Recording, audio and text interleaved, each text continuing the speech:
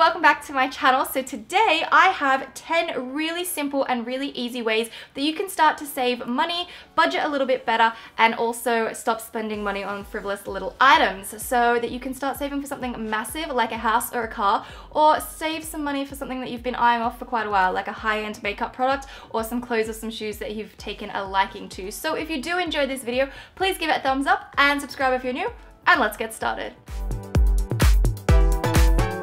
So the first one is to stop spending your money on takeaway coffees and lunches while you're at school or work. This stuff costs so much money and it is so not necessary. Coffees are anywhere from like $3 to $5 and lunches can be anywhere from like $8 to $15, and that is so much money every day. Like if you were to stop spending $5 per day on coffee, that's $25 a week, that's $100 a month. That is so much money that could go towards something really, really awesome. So the alternative is to make your own coffee at home and take it with you in like adorable little travel mugs. That's what I used to do when I would work. And you can also make your own lunch if you're afraid of anything getting a bit soggy like a sandwich. Pack all your ingredients separately and then just make it once you're at work or you're at school. I used to do that as well, so that everything would still be nice and fresh as if I'd just bought it from the bakery down the road. Number 2 is to start meal prepping. When you make lots of meals in one go and divide them up into containers and put them in the fridge and freezer, then you are set for the rest of the week, and this is going to save you money for 2 reasons. One, because you're going to be using all ingredients that you purchased and nothing is going to go off because you're going to be using them while they are fresh.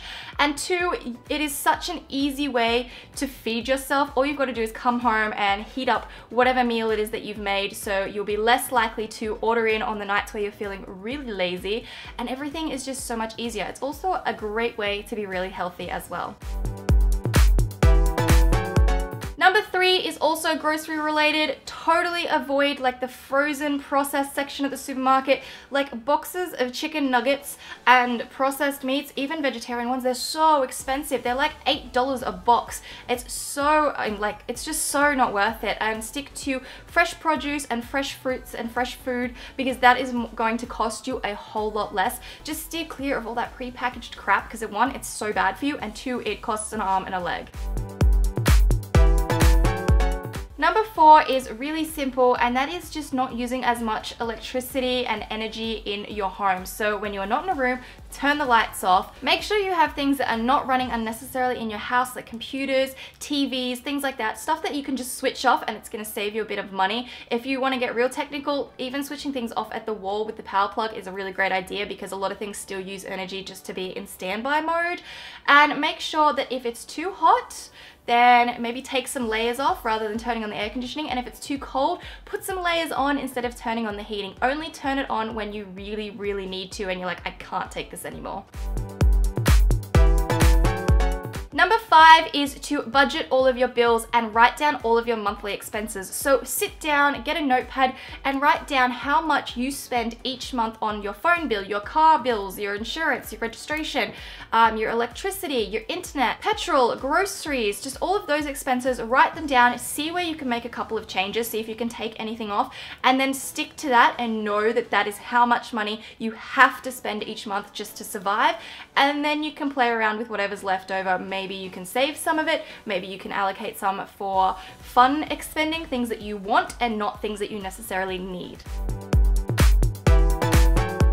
Number 6, which is kind of a bummer, and I know so many people don't like to say no to going out, but if you have 4 friends one night after the other say, let's go out, let's go out, let's go out, you have to turn around and say no. Maybe allow yourself 1 or 2 nights out per week, but that is it. And also keep it kind of a cap of how much you want to spend. Like, don't go to restaurants that are $50 a meal. Maybe go to ones that are more like $15 to $20 a meal, because then you're going to be saving so much money as well. So learning to say no and maybe missing out on some opportunities does sound like it sucks, but in the long run, you'll be able to have something else in place of those 1 or 2 nights eating some food that might not even be that great.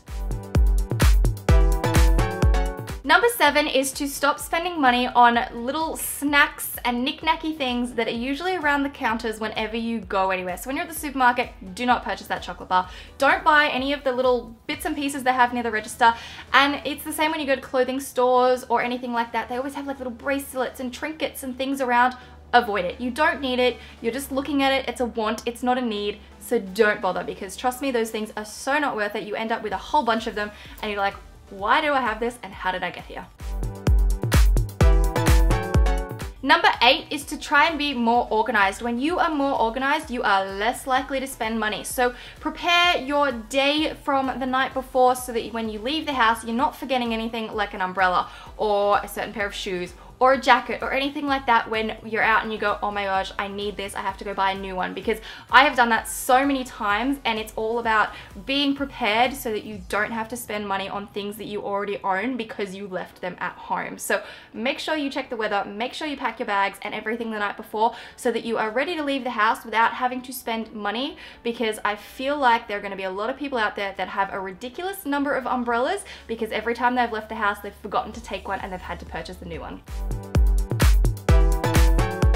Number 9 is to train yourself to say no. You've got to have that willpower, and the more that you say no, the more your brain and your body is going to get used to it and the easier it will become. So like I said with the snacks and the chocolate bars at the supermarket, say no, and the more you say no, the more your body will get used to it, and then eventually you won't even think about it and it won't be something that even crosses your mind. Same with when you're like driving home from work and you're like, oh my god, I'm hungry, I could do with like a $2 snack burger from McDonald's. Don't do it. Just train yourself to say no, and eventually you'll get so used to it that you won't even think about purchasing these things and you'll be saving yourself a whole lot of money.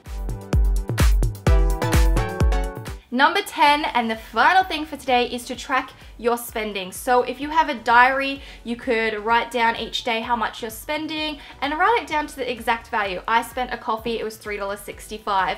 I purchased some groceries, it was $20.95.